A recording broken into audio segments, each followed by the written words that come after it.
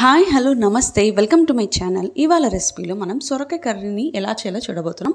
సొరకాయ అనేది కొందరికి ఇష్టం ఉంటుంది, కొందరికి ఇష్టం ఉండదు. బట్ సొరకాయ నుంచి మంచి బెనిఫిట్స్ అయితే ఉన్నాయి. వెయిట్ లాస్ కానివ్వండి, డైజెషన్కి కానివ్వండి, స్కిన్కి కానివ్వండి, ఇంకా చాలా యూస్ఫుల్ అయితే మనకి సొరకాయ నుంచి ఉన్నాయి. సో ఇంకెందుకు ఆలస్యం, ప్రాసెస్లోకి వెళ్ళిపోదామా?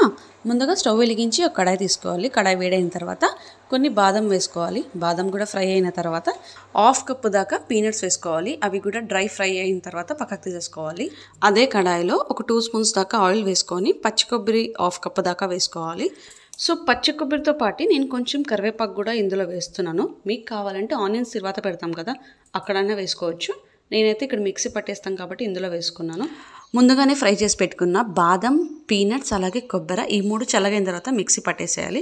తర్వాత స్టవ్ వెలిగించి కుక్కర్ పెట్టాను. అందులో కొంచెం ఆయిల్ వేసుకోవాలి. ఆయిల్ కూడా కొంచెం వేడైన తర్వాత హాఫ్ స్పూన్ దాకా జీరా వేసుకున్నాను. అది కూడా కొంచెం చిటపటలాడిన తర్వాత 2 ఆనియన్స్ తీసుకున్నాను మీడియం సైజ్, చిన్నగా చాప్ చేసి. అవి కూడా కొంచెం బ్రౌనిష్ అయినాక ఒక 2 స్పూన్స్ దాకా అల్లం వెల్లుల్లి పేస్ట్ వేసుకోవాలి. అది కూడా కొంచెం బాగా ఆయిల్ పైకి వచ్చే వరకు మగ్గించాలి. అది ఫ్రై అయిన తర్వాత ముందుగానే కోసి పెట్టుకున్న సొరకాయ ముక్కలు ఇందులో వేసుకోవాలి. అందులోని కాస్త పసుపు, ఉప్పు అలాగే తగినంత కారం ఈ మూడింటిని వేసుకొని బాగా ఫ్రై చేసుకోవాలి.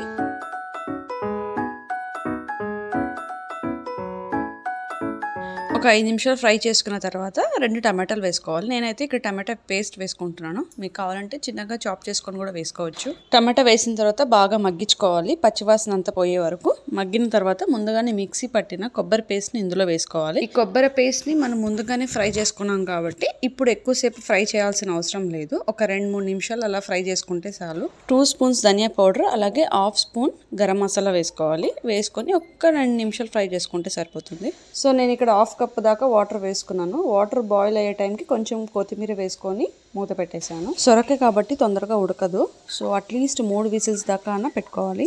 సో ఈ కర్రీకి చపాతీనే కాంబినేషన్ కాకుండా పూరి, వైట్ రైస్ అలాగే పలావ్ కూడా చాలా బాగుంటుంది. ఈ రెసిపీని మీరు కూడా ట్రై చేసి ఎలా వచ్చిందో కమెంట్ చేయండి. ఈ వీడియో కనుక మీకు నచ్చినట్టు అనిపిస్తే please like, share and subscribe to my channel.